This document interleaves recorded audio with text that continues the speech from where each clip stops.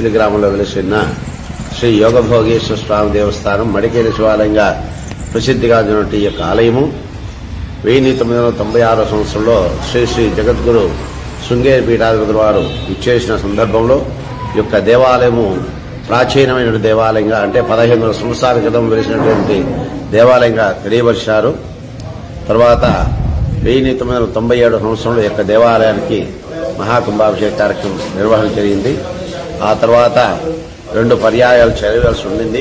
అనివార్య కారణాల వల్ల ఆ యొక్క కార్యక్రమం జరగనందువలన ఈ సంవత్సరము ఈ నెల 29/3/2024 మొదలు 4/4/2024 వరకు 7 రోజులు సప్తాహనికంగా శ్రీ శతచండీ మహారుద్రయాగ సహిత మహాకుంభాభిషేక కార్యక్రమం నిర్వహణ చేస్తున్నాము. ఇందులో భక్తులందరూ కూడా పాల్గొని ఆ యొక్క స్వామివారి పాత్రలకి కృపకు పాత్ర కావాల్సిందిగా కోరుచున్నాము. మరియు ఈ యొక్క శతచండీ మహారుద్రయాగం అనేది మన మదనపల్లిలో మొట్టమొదటిసారిగా ఈ యొక్క కార్యక్రమాన్ని నిర్వహణ చేస్తున్నాము. అందువల్ల ఈ యొక్క కార్యక్రమంలో భక్తులందరూ కూడా పాల్గొని ఆ యొక్క చండీదేవి యొక్క అనుగ్రహంతో మనకు ఉన్నటువంటి దోషాలను కూడా తొలగించేసుకునేసి మన యొక్క గ్రామము రాష్ట్రము అంతా కూడా సుభిక్షంగా ఉండాలనే యొక్క ఉద్దేశంతో యొక్క కార్యక్రమాన్ని నిర్వహణ చేస్తున్నాము. అందువల్ల ఈ యొక్క కార్యక్రమంలో భక్తులందరూ కూడా పాల్గొని స్వామివారిని దర్శించి ధరించి తీర్థప్రసాదాలు స్వీకరించవలసిందిగా కోరుచున్నాము. శుభమస్తు.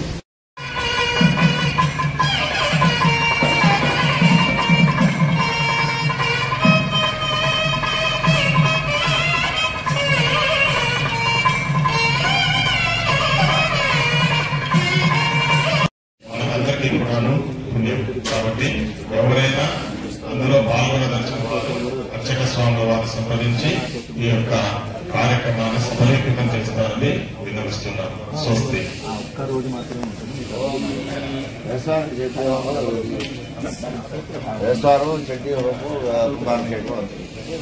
అలాగే గురువారం 4వ తారీఖున ఉదయం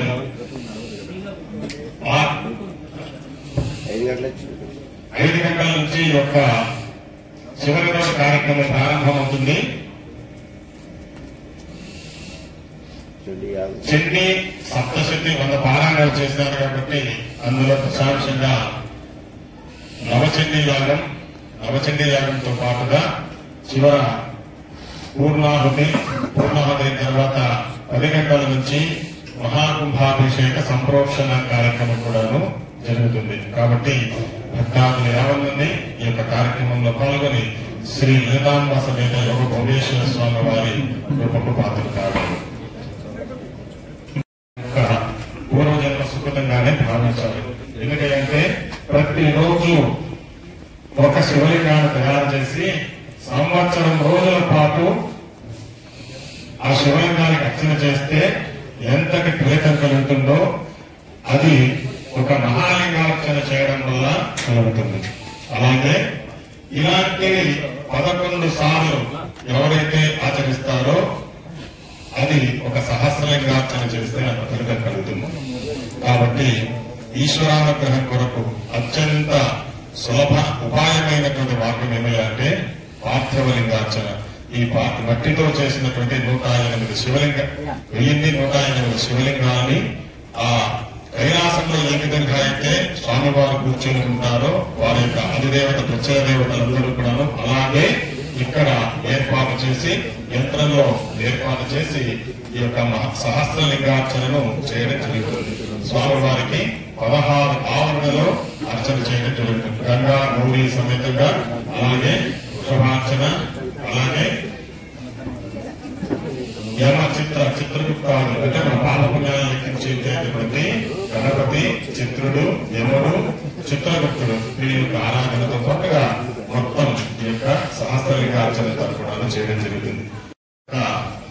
రుద్ర హవనములు జరుగుతున్నాయి. రుద్ర పారాయణం చేయడం అనేటటువంటిది విశేషం. అలాంటిది హోమం చేయడం మరీ విశేషం. ఎందుకంటే ఒక్క పారాయణం వల్ల ఎంత ఫలితం కలుగుతుందో అంతే ఫలితం కలుగుతుంది. హోమం వల్ల 100 రెట్ల ఫలితం కలుగుతుంది. అలా మనకు అందులోన స్వయంభూమైనటువంటి శ్రీ యోగభోగేశ్వర స్వామి వారి యొక్క సన్నిధిలో స్వామివారు యోగాన్ని ఇచ్చేటటువంటి వారు కాబట్టి ఇటువంటి ప్రదేశంలో మనం హవనం చేయడం అనేటటువంటిది అత్యంత మహిమాన్వితమైనది, విశేషమైనది. కాబట్టి ఇటువంటి ప్రదేశంలో మనము అందరూ కలిసి యొక్క మహారుద్ర యాగం చేయడం అనేటటువంటిది చాలా విశేషం, అత్యంత ఫలప్రదం. కాబట్టి భక్తాదులారా ఎవరైనా కూడా యాగంలో పాల్గొనాలనుకునేటువంటి వాళ్ళు అర్చక స్వాముల వాళ్ళని సంప్రదించి మీరు మీ పేరును నమోదు చేసుకుని యాగంలో పాల్గొనవలసిందిగా విజ్ఞప్తి. అలాగే బుధవారం సాయంత్రం స్వామివారికి ప్రీతిగా సహస్ర లింగార్చన, సహస్ర లింగార్చన అనేటటువంటిది దీని గురించి తెలియజేస్తేనే ఒక్కరోజు పడుతుంది. ఎన్నో జన్మల నుంచి చేసినటువంటి శివార్చన ఫలితంగానే నేను శివలింగార్చన చెయ్యాలి అనేటటువంటిది బుద్ధి పుడుతున్నటువంటి, లేకుండా పుట్టే వాళ్ళకి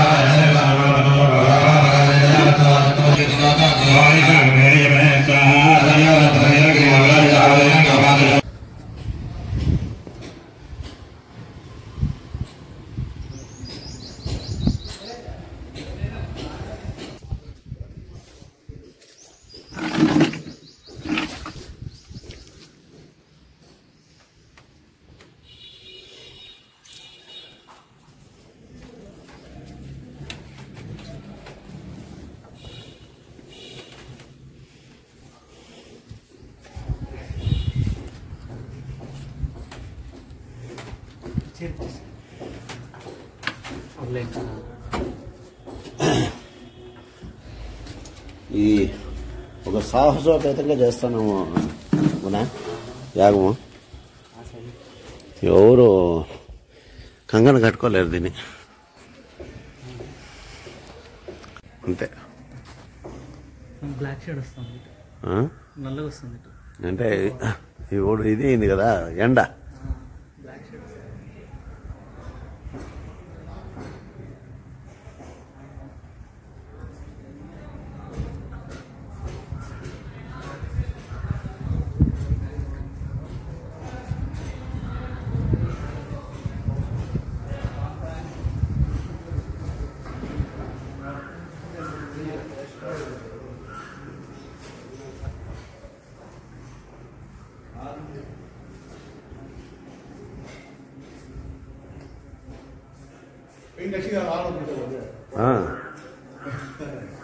ஆல்ரெடி உங்களால போட்டோல வச்சாச்சு, எங்களுக்கு குரூப் இருக்கு, அதுல வச்சாச்சு.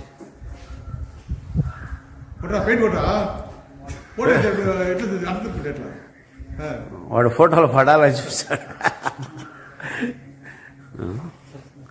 ఓకే కదా, ఏదో మన వాళ్ళు వస్తా ఉన్నారు ఇప్పుడే చంద్రాకి ఫోన్ చేస్తే వస్తారు అనేసి.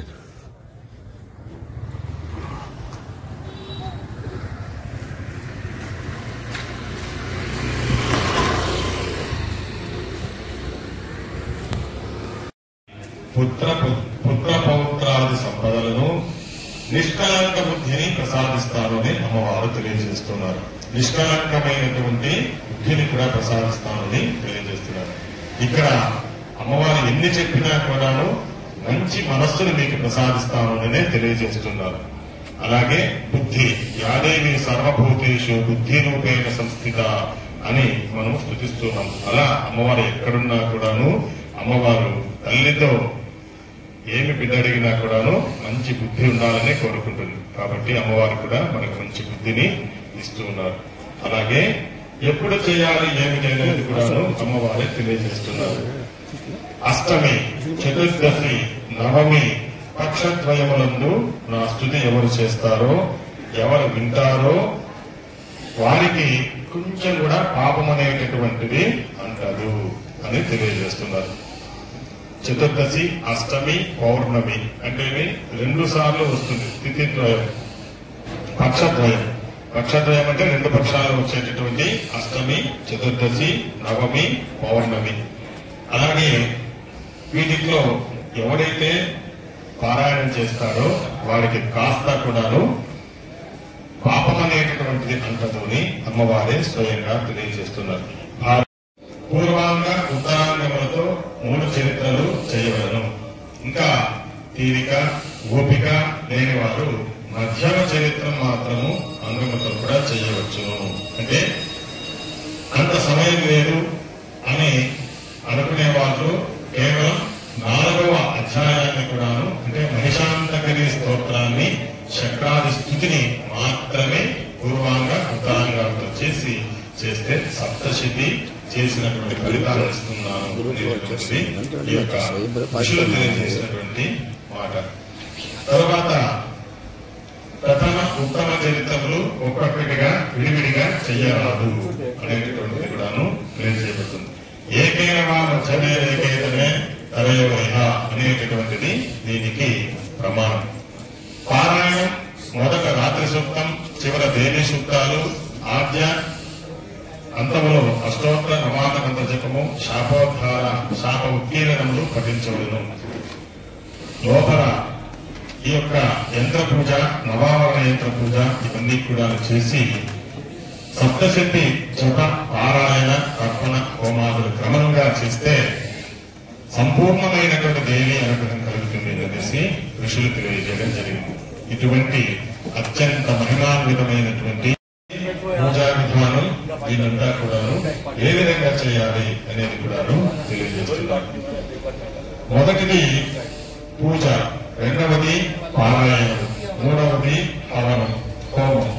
ఈ 3 కూడా వరుసగా చేయడం. ముందుగా జపం చేయాలి, నవాన్ని మొత్తం జపం చేయాలి, అలాగే సప్తశతి పారాయణం చేయాలి, ఆ తర్వాత దానికి తర్పణాదులు చేయాలి, ఆ తర్వాత హోమం చేయాలి. ఇవన్నీ చేస్తేనే పూర్తి ఫలితం అనేటటువంటిది లభిస్తుంది. అలాగే యంత్రానికి, నవావరణ యంత్రానికి నవావరణ పూజాదులు మొదలైనటువంటి వదంతి కూడాను చేయాలి. పూజ హోమ విధానం లేకుండా పారాయణం కూడాను చేసుకునవచ్చును. హోమాలు పూజలు లేకుండా కేవలం సప్తశతి పారాయణం కూడా చేసుకోవచ్చు. అశక్తులు జీవితంలో ఒక్కసారైనా చండీ పారాయణం చేయుట మంచిది అని తెలియజేయబడుతుంది. అంటే ఋషులంతా కూడా తెలియజేస్తున్నారు. అంటే జీవితంలో ఒక్కసారైనా కూడా చండీ పారాయణం చేయాలి అని దీనికి అంటారు. కాబట్టి ఈ యొక్క బీజాక్షరాలు వాగ్బీజం, మాయాబీజం, కామబీజం ఈ 3 కులాలు మహాకాళి, మహాలక్ష్మి, మహాసరస్వతి స్వరూపంగా ఇవి చుతరిలేంత చాముండా శబ్దమునకు బ్రహ్మ విద్య కొరకు అని కూడాను దీని అర్థం. అంటే ఈ యొక్క నవాబ మంత్ర జపం ఎవరైతే చేస్తారో వారికి బ్రహ్మ విద్య సిద్ధిస్తుంది అనేటటువంటిదిగా ఇందులో అర్థంగా తెలియజేయబడింది.